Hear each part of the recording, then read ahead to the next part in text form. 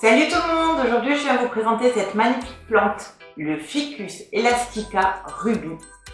Ces magnifiques feuilles ovales là, avec un panaché de vert, de crème et de rose, c'est splendide. Le Ficus elastica ou caoutchouc est une magnifique plante d'intérieur. Il est apprécié pour son beau feuillage coriace et brillant. C'est aussi une plante dépolluante. C'est une plante à port érigé avec des tiges épaisses. Il est originaire d'Inde. Le caoutchouc peut mesurer jusqu'à 40 mètres de haut dans son milieu naturel, mais vous inquiétez pas, dans nos intérieurs, il dépassera jamais les 3 mètres. C'est une plante vivace au feuillage persistant. En ce qui concerne l'exposition, alors il a besoin d'une lumière vive. Il peut supporter le soleil direct s'il a été acclimaté progressivement. Il peut aussi supporter un manque de lumière, mais sa croissance sera ralentie. Et en ce qui concerne les variétés panachées, du coup, son panache deviendra beaucoup plus terne. Sachez qu'on peut le sortir de avril à octobre, soit à l'est, soit à l'ouest. Essayez une exposition mi-ombre. Sachant que c'est une plante qu'on peut mettre à l'extérieur, c'est génial. Mais n'oubliez pas de la rentrer en octobre par contre. En ce qui concerne l'hydrométrie, on va attendre que le substrat soit sec entre 2 arrosages. Son feuillage a besoin d'une forte hydrométrie, donc on va vaporiser son feuillage et on va le placer sur une soucoupe sur un lit de billes d'argile. On verra ça au rempotage. On va éviter le calcaire parce que ça va faire des taches sur les feuilles et ça va empêcher à la plante d'absorber la lumière dont elle a besoin. On va maintenir la plante entre 15 et 22 degrés, c'est les températures qu'elle supporte le mieux. Il est normal qu'elle perde quelques feuilles. Une chute de feuilles vertes du ficus peut signaler un changement brutal de température, un manque de luminosité mal supporté ou un changement d'emplacement. Il déteste ça. N'augmentez surtout pas l'arrosage. Le ficus n'a pas besoin de taille, mais il la supporte très bien. D'ailleurs, si vous voulez une plante plus volumineuse, parce que vu qu'elle a un port érigé, vous pouvez venir lui couper les têtes. Bon, pas maintenant, parce que là, il est un petit peu trop petit. Mais dès qu'il aura atteint une taille à peu près comme ça, vous venez vous lui couper les têtes. Il va se ramifier et vous allez avoir une plante beaucoup plus volumineuse et plus compacte. On rempote environ tous les 3 à 4 ans en fonction des besoins de la plante. Bon, là, c'est un bébé. On va le rempoter. Et donc, je vais le mettre dans un pot qui est quand même où la taille est assez supérieure. Sachant que je pense que l'année prochaine, il va falloir le rempoter encore pour qu'il atteigne enfin sa taille adulte. Alors, en ce qui concerne le contenant, on va préférer un contenant en terre cuite parce qu'on a besoin que le substrat sèche. Bon, moi, je vais quand même le mettre dans un pot en plastique, mais je vais vraiment faire attention à ce que le substrat soit bien sec entre 2 arrosages. Donc, le pot en terre cuite va permettre au substrat de sécher uniformément. Ça va être plus facile de s'apercevoir s'il a besoin d'eau ou pas. Mais il faudra faire attention quand même. Mais vous pouvez utiliser n'importe quel contenant. On va utiliser un substrat pour plantes vertes d'intérieur de bonne qualité, mélangé à de la perlite ou du sable. Moi, j'utilise toujours de la perlite.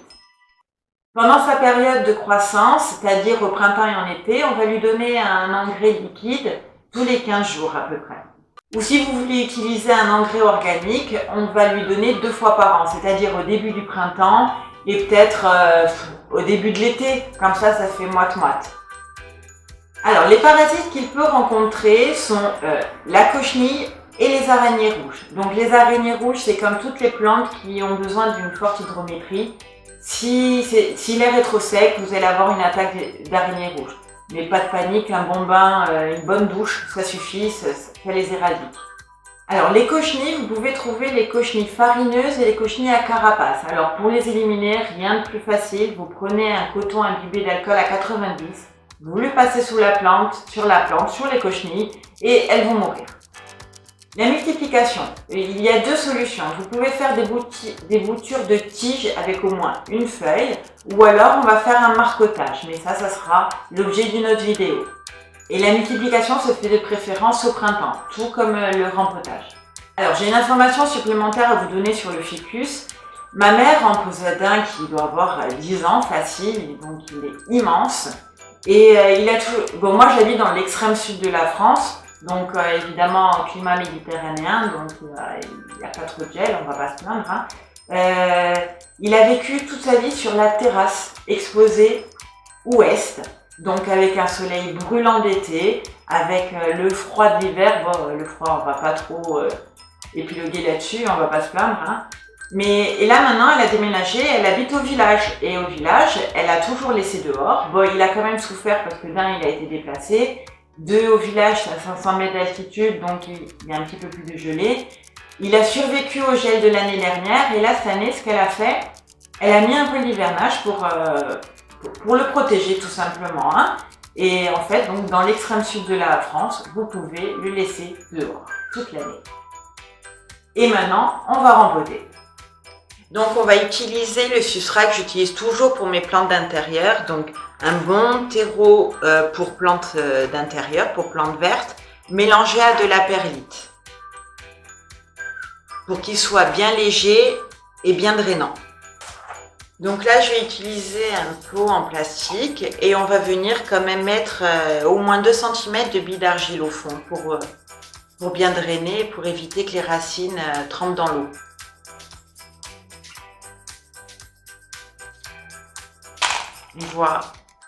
Voilà, tout simplement. Donc maintenant, on vient dépoter la plante. Donc là, on voit bien que les racines sortent des trous de drainage. Donc il est temps de le rempoter. Même si c'est pas la bonne période, il vaut mieux le rempoter hors période plutôt que de le laisser dans cet état.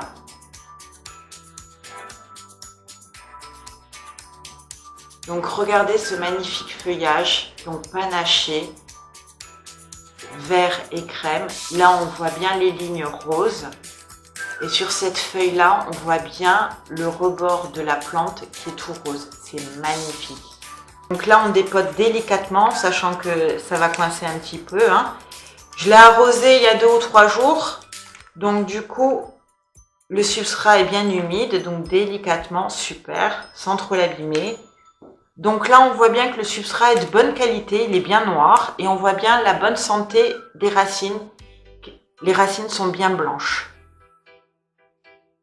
Donc là, on va pas toucher la motte, c'est un substrat de bonne qualité, assez humide. Donc on va juste venir le rempoter simplement. Donc là, au fond du pot, je vais venir mettre un petit peu de terreau. Et là, on va venir positionner la plante pour voir si la hauteur est bonne. Donc là, on voit bien que le collet de la plante arrive à 1 ou 2 cm du bord du pot, donc c'est parfait. Donc maintenant, on vient juste rajouter du substrat.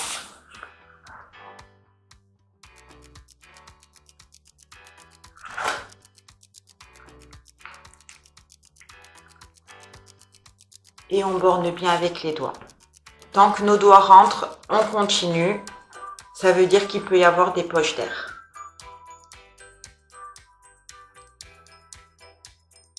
Donc voilà, maintenant j'appuie, mes doigts ne rentrent plus dans le substrat. Ça veut dire que le terreau est bien tassé. Et que la plante est bien bornée. Une fois le rempotage terminé, on va venir lui apporter un bon arrosage pour permettre aux racines de bien s'implanter dans le substrat. Donc, on arrose copieusement. Ça va permettre donc, comme je vous le disais, aux racines de s'implanter et au terreau de bien se tasser.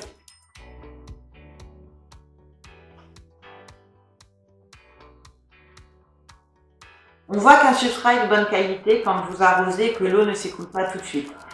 Si ça s'écoule trop vite, c'est que le substrat est de mauvaise qualité. Donc une fois que l'eau s'est bien écoulée, moi je vais le mettre dans un cache-pot. Mais vous pouvez tout aussi bien le laisser dans le pot sur les billes d'argile. Donc il faudra faire attention que lorsque vous mettez de l'eau dans les billes d'argile, que ça dépasse pas trop. Même si on a mis un lit de billes d'argile au fond du pot, il ne faut surtout pas que les racines trempent dans l'eau. Ça étoufferait la plante. Maintenant, je viens rajouter de l'eau sur mes billes d'argile. Là, pour le coup, on ne s'inquiète pas s'il y en a trop, étant donné que c'est un cache-pot, il n'est pas percé, donc les racines ne risquent pas de tremper dans l'eau. Donc, c'est pas trop grave. Mais si vous mettez le pot directement, faites gaffe à ce que l'eau ne dépasse pas les dernières billes. C'est une plante aussi où on va venir tous les mois, venir nettoyer ses feuilles avec un chiffon humide. Ça va permettre de bien la dépoussiérer et d'enlever le calcaire s'il y en a.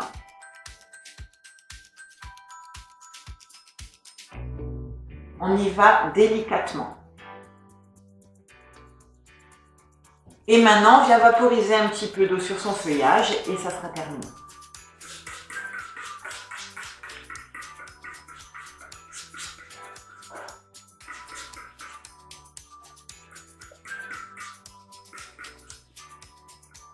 Là, il est dans de super conditions pour sa reprise de végétation.